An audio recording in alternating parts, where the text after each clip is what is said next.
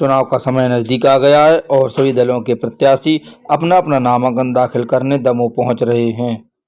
आज दमोह विधानसभा 55 से बहुजन समाज पार्टी के प्रत्याशी प्रताप रोहित ने अपने समर्थकों के साथ पहुंचकर नामांकन दाखिल किया। आइए जानते हैं उन्होंने नामांकन दाखिल करने के बाद हमारे संवाददाता से चर्चा के दौरान बताया कि उनके क्या मुद्दे हैं और उनका क्या एजेंडा रहेगा।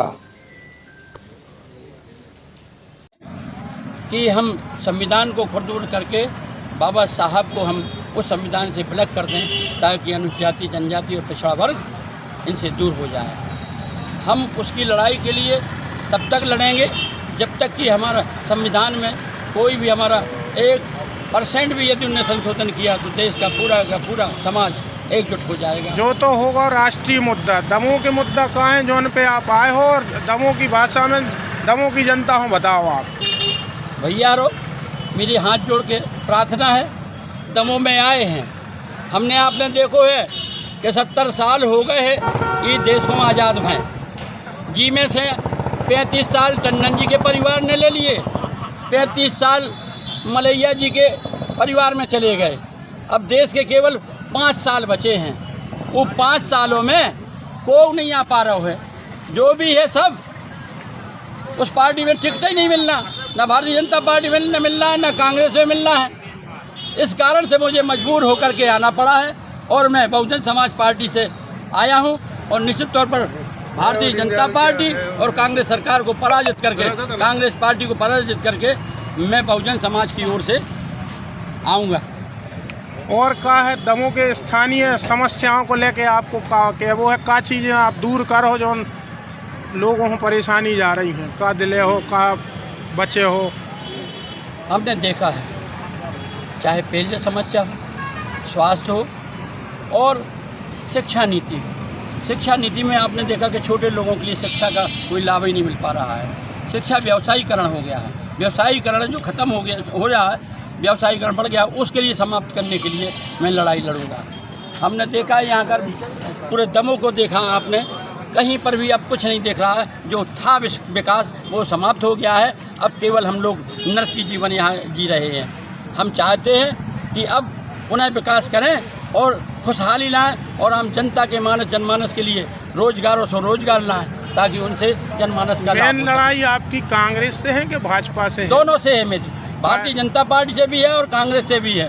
क्योंकि कांग्रेस से का मुद्दा पे लड़ रहे हैं आप?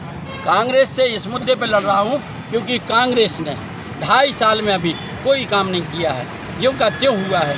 इसके पहले भी उनके परिवार में 35 साल से लोग हैं, तब भी कोई कार्य नहीं हुआ है। कांग्रेस के विधायक तो कहते हैं उनने गौशाला बनवाई, दमोह को विकास करो है। आपने देखा है ना तो कोई गौशाला दिख रही है, ना कोई दमोह में विकास दिख रहा है। हर जगह रोज़ आप देख रहे हैं कि 5-5 फुट के गड्ढों में लोग देख रहे हैं ना, गड्ढों में सड़क दिख रही है। मुख्यमंत्री भाजपा के कह रहे हैं कि लाडली बहना से हमने सब पैसा दो तो हमारी सरकार लौट है। आपका क्या तो इस बारे में? ये दुर्भाग्य है इस देश का कि मुख्यमंत्री लोग अपनी सास की संपत्ति का दुरुपयोग करके आम जनमानस में केवल अपनी वोट लेने के लिए उसका दुरुपयोग कर रहे हैं और हमारे माँ और बहनों के लिए उसका दुरुपयोग करके केवल वोट लेने के लिए लालच दे रहे हैं। ये केवल लालच है और कुछ नहीं है और उनका काम वही है जो उनको करना है, जिससे हमारा शोषण हो। हम शोषण को बचाने के लिए आए। मुख्यमंत्री तो कह रहे हैं कि हमने सीखो कमाओ योजना में युवाओं को रोजगार दो है, आपको क्या क्या हुई है? एक भी रोजगार को रोजगार नहीं मिला है। मैं दमोह से कह रहा हूँ आपसे, स्वरोजगार योजनाएं जितनी चलती थी आपके उद्योग विभाग में हो, आदिम जाति कल्याण विभाग के माध्यम, अंतर व्यवसाय के माध्यम से हो, एक भी योजना में जो पहले शासन अनुदान डालता था एक भी पैसा अनुदान नहीं डाला जा रहा है। जो योजनाओं के माध्यम से बैंकों के द्वारा कार्य किए जाते वो भी नहीं हो रहे हैं और यदि कोई 1-2 कार्य हो भी जाए तो वे उनके ही लोगों के लिए करा के शासन की योजना की इतिश्री करा देते हैं। भाजपा को क्या वो है, वो तो स्वच्छ शासन लाए हैं, भ्रष्टाचार मुक्त शासन है उनको। इमें आप क्या कहते हो, आप बुंदेलखंडी भाषा में बताओ। कछु नहीं बा भैया, केवल भ्रष्टाचार खत्म करवे के नारे लगाए जा रहे हैं। भ्रष्टाचार आप देख रहे हैं लोक सेवा केंद्र में आम जनमानस 2 रुपया में सत्य प्रतिलिपि ले ले तो इतने 60 रुपया लग रहे हैं एक पन्ना के। कैसे हुई है भैया?